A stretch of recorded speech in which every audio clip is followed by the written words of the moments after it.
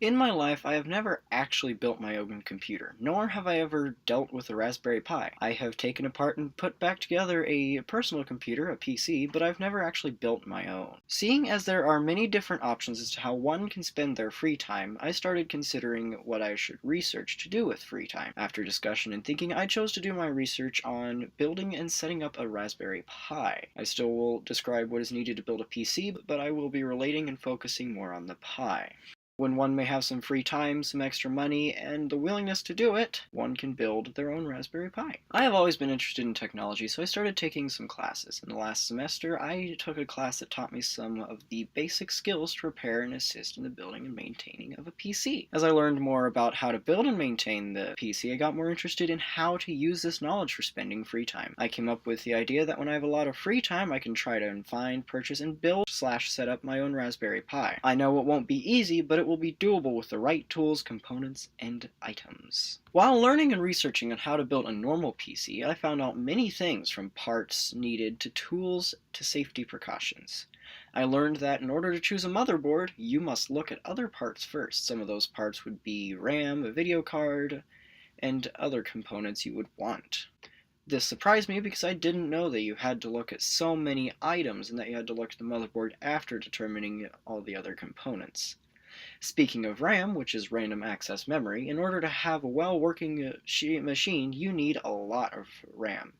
In fact, the minimum RAM suggestion would be 4 gigabytes of RAM, but an upper limit of 16 gig would be sufficient. This surprises me because I didn't think so few and so much RAM would be the guidelines. A video card would be a good thing to have if you need a graphics-intensive application or applications from games to workstations. The video card makes things look and seem better without slowing down or crashing your computer. This surprised me because I didn't think that a graphics processing unit would be such a handy and requirable tool. Storage is a very important part of a computer as well, as it helps you, well, store things.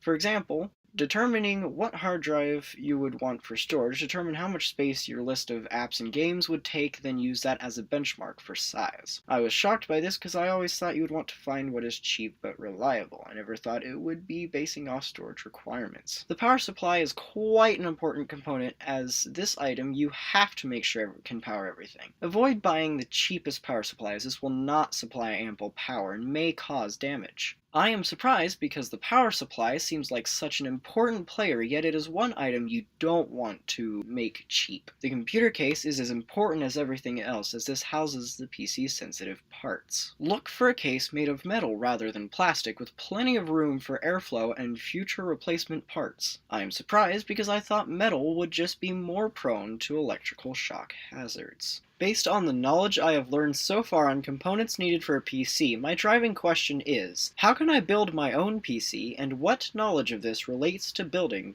and setting up the Raspberry Pi? Before I began recording, I downloaded some different softwares, as you will see later, and I downloaded this SD card reader called Buhler Etcher. So today I plan to install several different OSs onto different cards. I plan to download Raspbian and Ubuntu Mate. How I would do this is I would go to the application, I would choose Ubuntu. Now I need to get the SD card into the computer, so they give this sleeve that I can put the SD card into. So I take the card and I just put it in like that, click it in all the way, then I put it into a port on the side of my computer. It will notice the SD card, and then I will select it to flash. So now I can eject the SD card, and I have an OS on the SD card.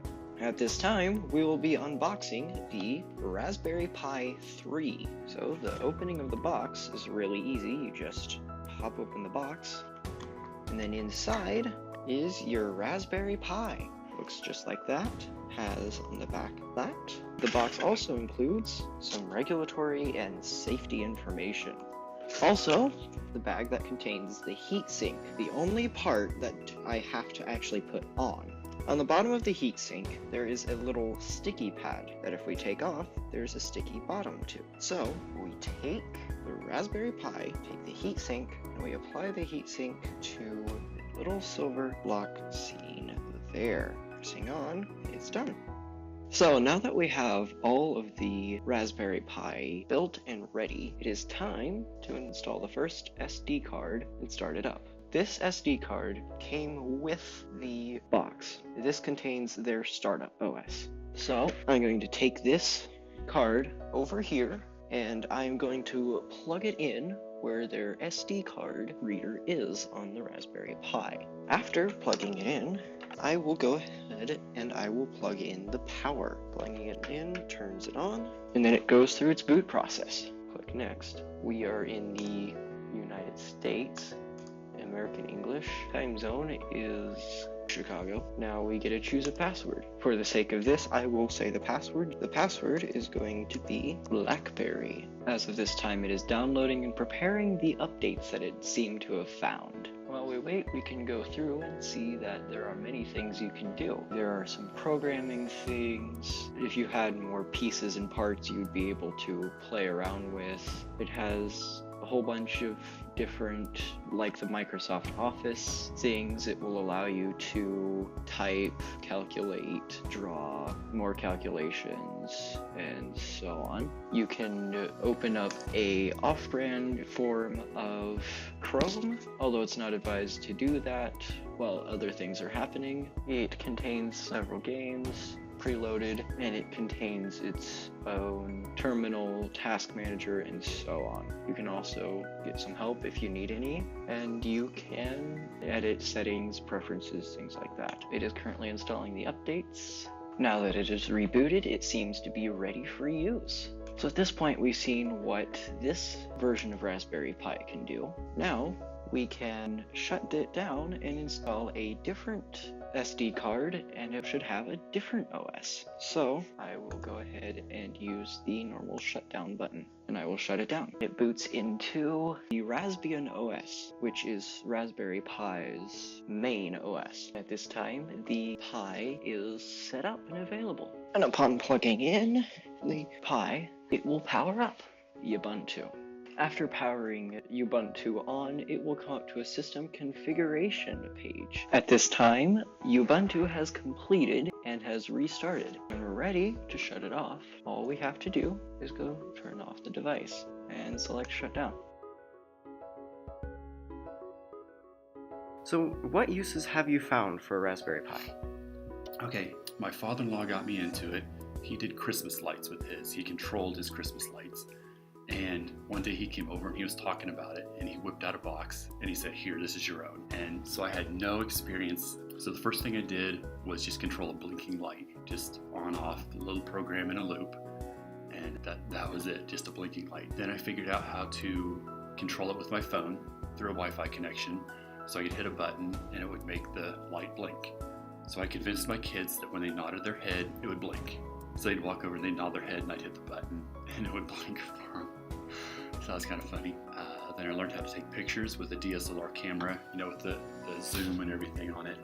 Yeah. That was pretty cool. It took a lot of research because there's a lot of bad information on the internet. So that one took a long time to get up and going. But once I did, I combined the last two. So I would take a picture and then have it email my Gmail account. That was pretty cool. The next project was I set up a media center using Kodi, as KODI. I hooked it up to the TV and you can control it with a remote on your phone and actually run stuff like Netflix, Hulu, stuff like that on there. That was pretty cool.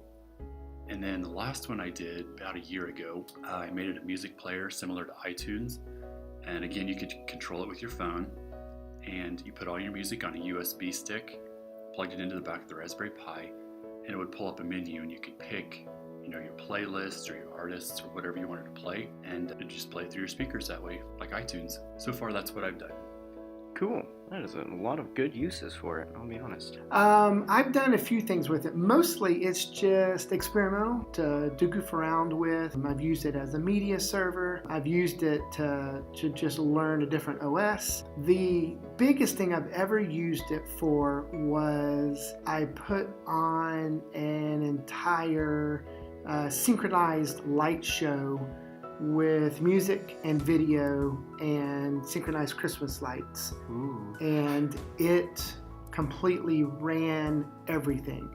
So it output, I did projection, 3D projection mapping, And so it output to the video projectors, it output the sound, and then it took my program sequences of RGB LED lights, and believe it or not, it was more consistent than a desktop computer in doing all of that. That sounds really cool. So it was a lot of fun. Building it took a lot of time. Getting all the settings was really complicated, especially for the video, since you had to do everything command line, since the video out was going to the projector. And then we used a program called Falcon Pi, which is just an adapted OS that's stripped down and made just for that function, just for synchronizing video and lights and music. What are your future plans for using Raspberry Pi? The first one I'd like to do is a digital sign, basically like a dashboard for your computer that you could just set up what the weather's doing, your calendar, just notes for the family, and just have a display on your computer, maybe a video of the weather or something, and just have that as a dashboard on my computer. I think you'd use Yodeck is what I would use to do that. Next one I'd like to do is like time-lapse photography. Now I'm not sure if I would use a Pi camera or if I would just use like a webcam that you would plug into a USB port. So I haven't figured that out, but just to follow the moon or follow what the dog's doing or something like that. Yeah. It's nothing fancy, but it'd just be a challenge, something fun to do in my spare time. And the last one is probably the most important, some sort of a home security system with motion cameras. About 2 weeks ago, maybe 3 weeks ago, after we had that snow, we found tracks in my backyard. They were not mine, but they were big tracks and they were running. So it kind of scared my wife a little bit, who's in her backyard. It would be nice to have a camera out there to record what's going on. Maybe one out front because their house was paintballed a couple months ago. And so just to have a way to record and play back all that would be nice. I've heard of ways you can actually upload that to Dropbox and pull it up on your phone. The thing you got to be careful with is every time you hit the internet, is it going to expose you to hackers?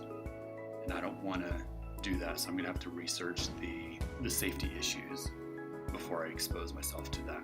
So that's what I have. In the next year, maybe I could pick one of those and get on it. That'd all sound interesting. What are your future plans for using Raspberry Pi? Right now I don't have any. I would love to get it to be a small media server at my house. I'd love to have all the equipment that I used to have that I could, do some synchronized lights at my house. But right now it's just a thing for me to get on and play with every once in a while. For my final reflection, I decided to answer the following questions.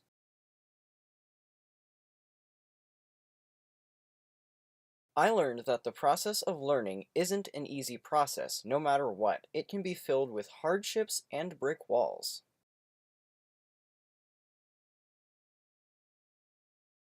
The brick wall I hit was that I was unable to find an interview source. Luckily, I managed to find one that recommended me to another, so in the end, I ended up with 2 interviews.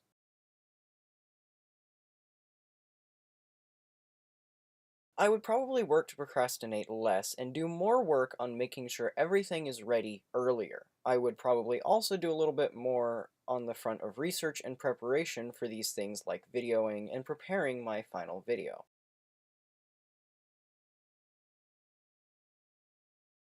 I will keep learning about uses for Raspberry Pis, as well as uses and things that can be done with many different forms of technology. In my future, I plan to major in information technology, so I will keep learning about many forms of technology, including Raspberry Pis.